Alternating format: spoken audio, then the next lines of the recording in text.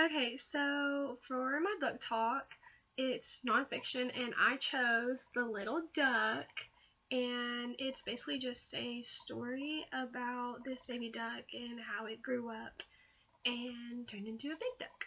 So the title is The Little Duck, and it is by Judy Dunn. She wrote it, and the photographs are by Phoebe Dunn. So the subject, like I said, it's just a story. It starts off as an egg, and it's a story of how this little boy found this egg and took care of it, and it hatched, and it just goes through and tells about this duck and the little boy's adventure.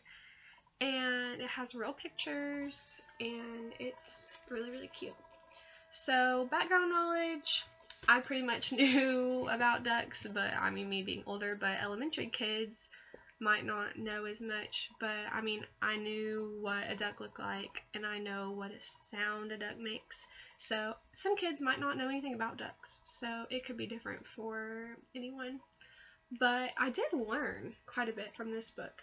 I did not know how long it took a duck to hatch, and I mean, it doesn't tell in this story when the duck was found, when the egg was found, but it said that the little boy found it and put it in the incubator, and it took 28 days for it to hatch. So I thought that was interesting. I didn't know it would take that long.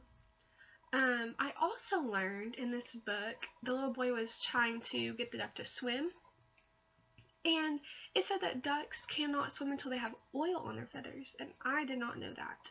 So it said usually they get the oil from their mother, but since this duck was found without a mother, he had to develop his oil on his own, so it took him a little bit longer to be able to swim. And I also didn't really realize how good of a pet a duck could be. I've never had a pet duck, so I didn't know, but it just talks about how much he loves the little boy and follows him around everywhere he goes and stuff like that, so I thought that was pretty interesting. And connection, like I said, I don't really have a personal connection. I've never had a duck, but my mom used to have a duck. She lived on a farm, and she had a little duck that would show up every once in a while, and she would feed it, and she always tells me about him. So this story made me think about that. Her duck's name was Chester. So, yeah. But my book talk guide, that's what I'm going by right now. It also had a vocabulary section, and me being in college, obviously there weren't any words in here that I didn't know, but for elementary students, I think there's some words in here.